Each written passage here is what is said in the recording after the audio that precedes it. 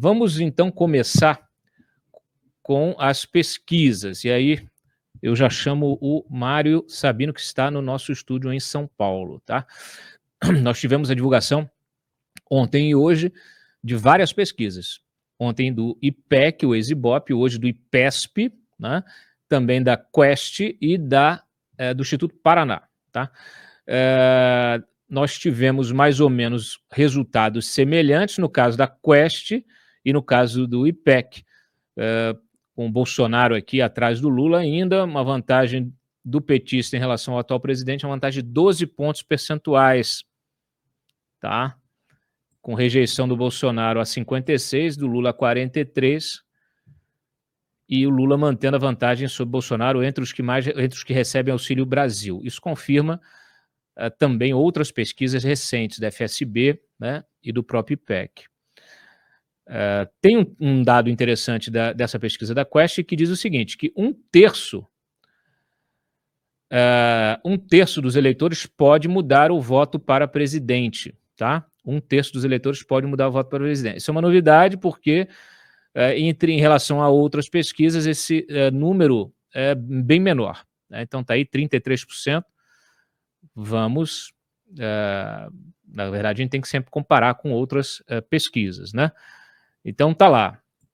A pesquisa do IPESP trouxe uma novidade, que ela também chamou atenção, trouxe um dado diferente das demais, porque trouxe a Simone Tebet com 5% e o Ciro com 9%. Tá? Isso num cenário que já talvez esteja trazendo um efeito do debate. Tá? O Lula, segundo essa pesquisa, tem 43% e o Bolsonaro 35%, ou seja, 8 pontos aí de diferença. Então você tem Quest com 12 pontos, IPESP com 8 pontos e o Instituto Paraná com a menor diferença entre os dois candidatos líderes das pesquisas. Lula 41, Bolsonaro 37. Então, aí praticamente 4 pontos apenas de diferença entre os dois. Todas as pesquisas confirmam a vitória do Lula em segundo turno. Bom, você viu aí os resultados das pesquisas recentes desta semana, ainda teremos Datafolha na sexta-feira.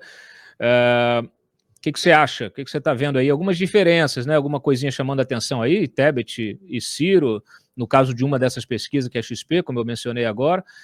E o curioso é essa diferença, né? Alguns institutos dando diferença aí de 12 pontos entre o Bolsonaro e o Lula, outros dando 4 pontos. O que você acha?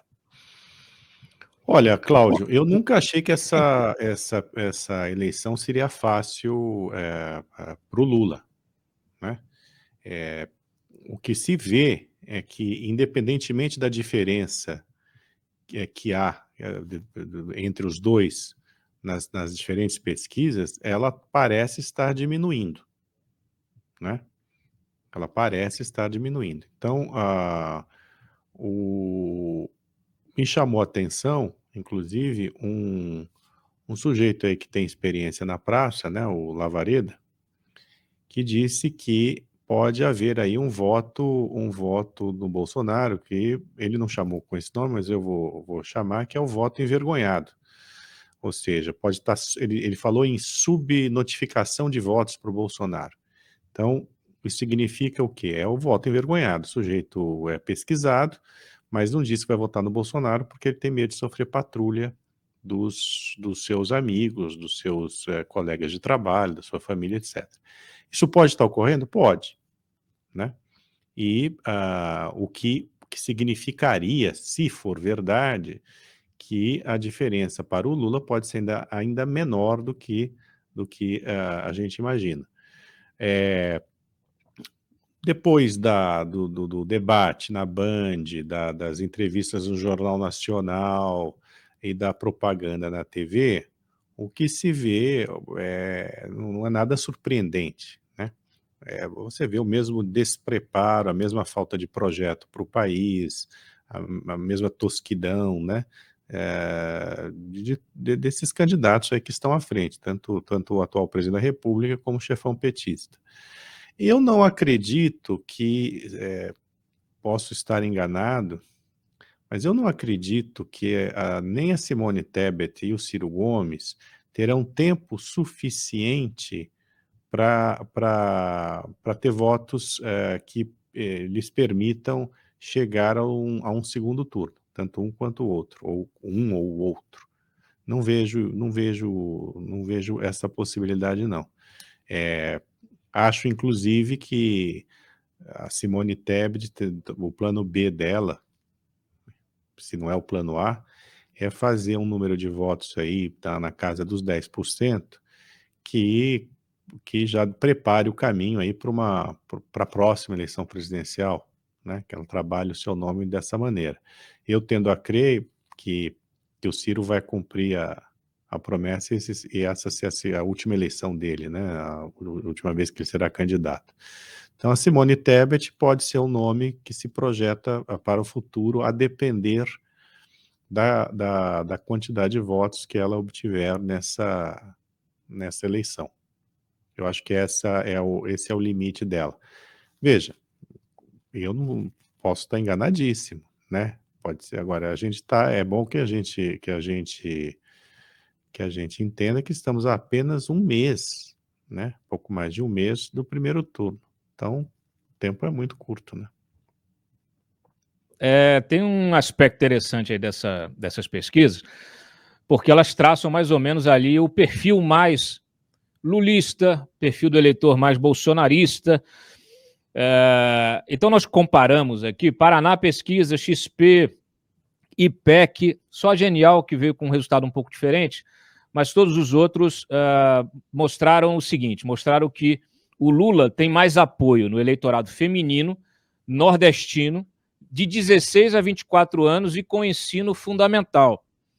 Quer dizer, tirando aqui os itens de juventude e baixa escolaridade, isso justificaria a estratégia do PT de trabalhar com uma certa nostalgia de tempos que eles criam, né? Criam esses tempos áureos de chuva de picanha e de cerveja, e negam a corrupção, né? Porque são eleitores que ou nem eram nascidos ou eram crianças e que não testemunharam todos os arbítrios, inclusive perseguição à imprensa, os escândalos de corrupção e as medidas econômicas que acabaram, especialmente do final do segundo mandato para o mandato de Dilma, né, que foram depois foram adotadas por Dilma que se afastaram, né, medidas que se afastaram do tripé macroeconômico, da responsabilidade fiscal, etc. e tal, e que levaram a gente àquela crise que vimos